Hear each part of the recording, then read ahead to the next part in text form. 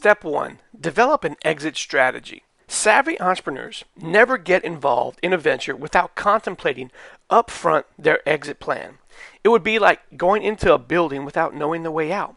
All the sweat and labor you put into the business would have amounted to nothing if your exit is done as an accident that you didn't plan for. These savvy entrepreneurs start planning an exit strategy the day they start their businesses.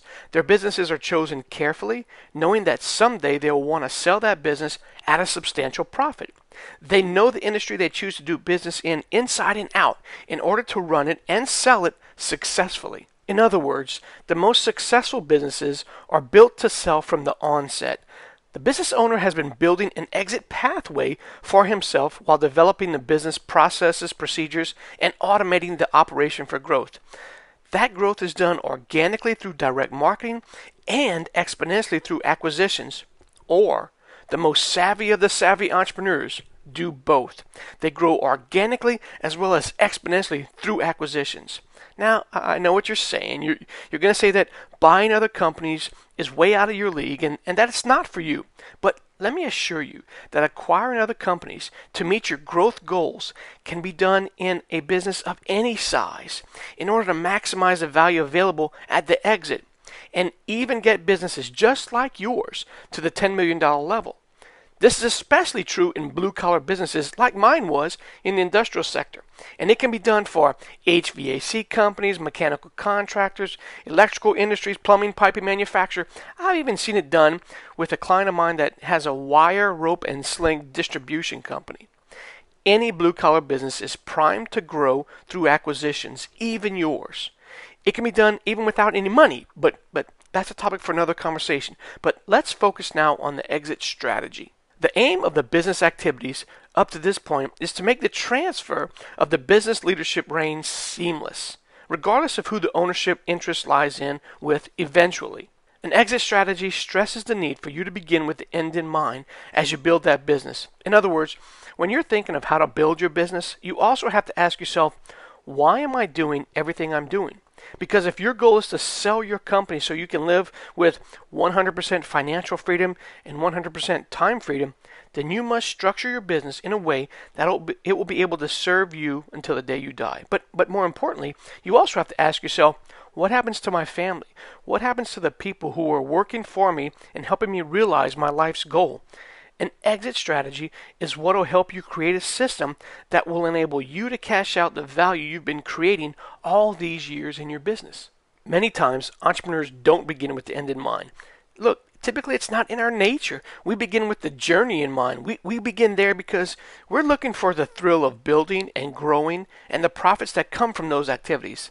Look, we blue-collar entrepreneurs thrive on the thrill of the hunt and not necessarily the taste of the meat we're going to eat after the hunt is over, so to speak. So typically it's not until the need arises for a sale that entrepreneurs give any significant amount of thought and effort into the details of the exit strategy. And that is a surefire way to end up being broke and disappointed with yourself after the sale is concluded. If you ever watch Shark Tank, and listen closely to the comments of the sharks, especially when they don't do a deal, you should listen to the reasons why. A lot of times, and I find it Kevin typically does this, he's focused very strategically on the money in the deal. If you hear him say that the only way for him to recapture his investment or make any money in the deal is if someone is willing to acquire the company after he's invested, and then you'll hear him quickly in his head calculate the size of the deal that would need to happen in order for him to double or triple his investment. Many times the reason he doesn't invest in a company is because the company owner, the entrepreneur, has no definite exit plan that will ever have enough money in it for Kevin to cash out at any significant gain. And that's because this is very atypical thinking of the entrepreneur. He thinks about the short-term profits of the company. I know I did, and how I could invest or spend that money, but with very little thought, at least at first, into strategically positioning the business for a buyout. In my own case, I was purchased by a strategic buyer. Now more on the types of buyers in a later section, but I had actually prepared myself for that sale almost by accident. I did the work that I knew was going to grow my company and automate the processes, but mainly I did that to reduce my own personal workload and make my personal life easier. It turns out that those reasons are very similar to how you would structure any business for sale. Growing the business and preparing it for sale are not mutually exclusive activities. They can both achieve the same goal. A potential buyer at the $10 million level is going to want systems in place and operational with return on investment calculated and documented. So you'll certainly need to have a system for systematizing your business processes. Buyers are going to want something pointed out to them that sets your business apart from all the other businesses they're considering for purchase, which is in a large way why you must know how to market your business. Now, this is different from marketing your products and services, though many of the same principles apply. The buyer is going to want to know where the new growth is going to come from, and that the reasons that you're getting out match well with why they want to get in. So my reason of wanting to get out was because I had been doing it for almost 2 decades, and I was getting tired of it. I was getting burnt out.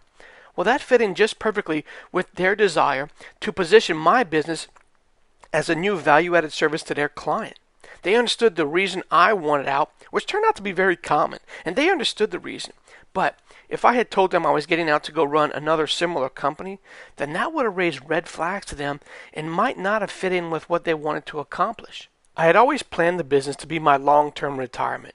I envisioned from day one that I would have had a number of options on how I wanted to get out of the business and cash out of this large investment. I just never had the details outlined or thought out exactly when that was going to be and exactly what those options were. Since there are really so many different ways to get out of a business, and we'll get into that in a later video. So the planning of the exit on the front end needs to be way more detailed than just a general idea. And this series of videos will go over a list of exactly how to use those tools to start the process of planning your exit now.